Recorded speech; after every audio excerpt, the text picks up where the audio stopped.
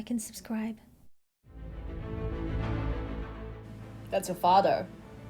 He just mentioned your father. Okay, this is a day. This is a definite day. Yeah. 等一下，这个人他不是死的那个 Connections. So we see that Tang San's father is connected to the hooded figure. We also see that Xiao Wu is connected to the creatures.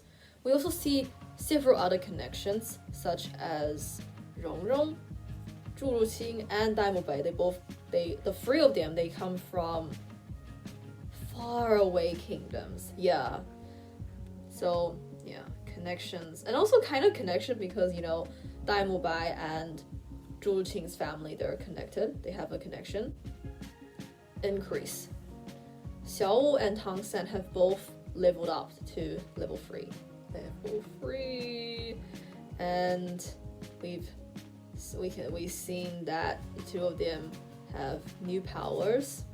And yeah, that's great. They can use it in battle. So nice. Training. They come back from an exhausting journey. Yeah, they came back to the school, which is like a village, after an exhausted journey, and they're back to doing lessons and training. And yeah, it seems like it's back to normal, but only for a short while, and then it's back to lots more adventures to come. So when the hooded figure, kind of revealed stuff about Tang San's father, that to me was a memorable scene because we have not really heard anything about Tang San's father, and actually we don't really know anything about his powers at all, except for that he's his specialty is the hammer. Also, the hooded figure's face is revealed. I'm pretty sure I saw this hooded figure's face before. Yeah, I've definitely seen them before, but I just I forgot their name.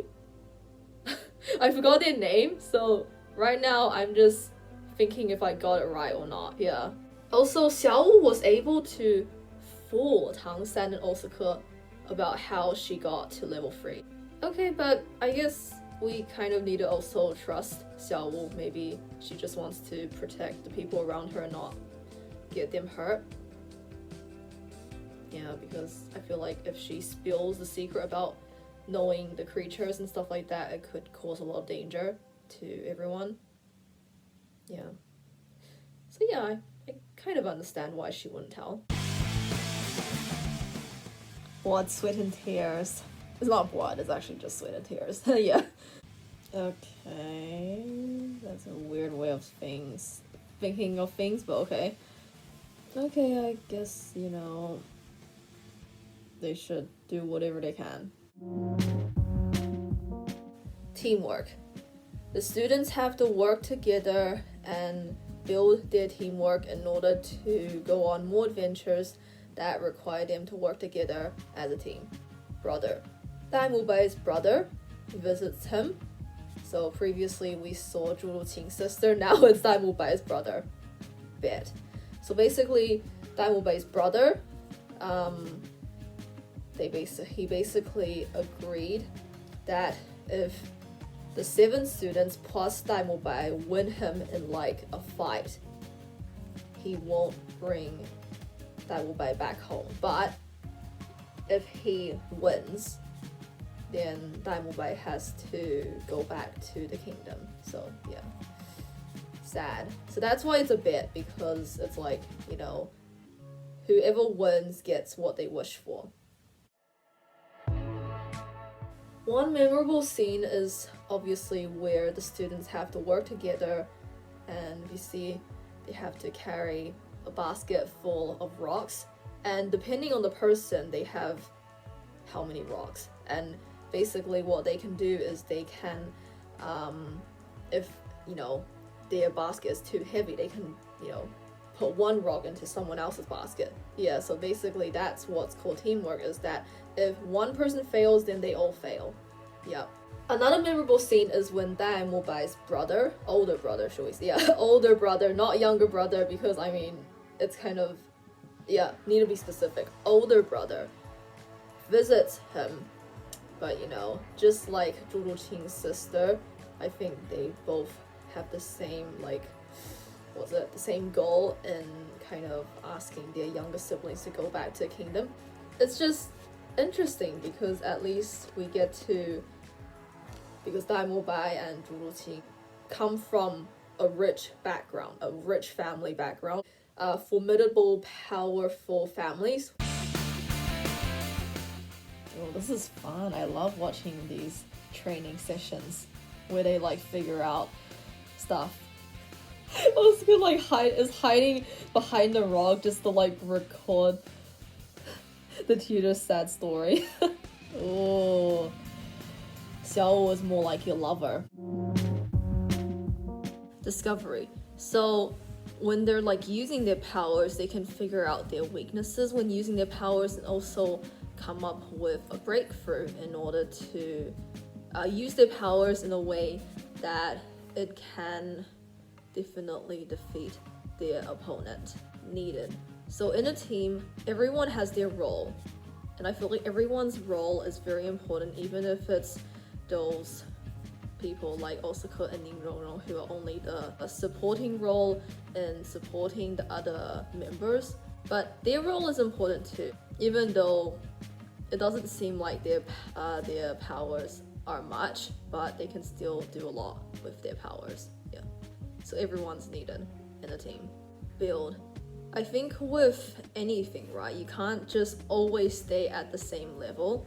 Everyone needs to improve their powers, and it's not always sticking at like one end is not gonna really work. Yeah, you have to kind of find other kind of ends where you can, yeah, I guess it's like an exploration thing. You can't just keep going down the same route. If that route's not really a good route, then you have to kind of switch routes.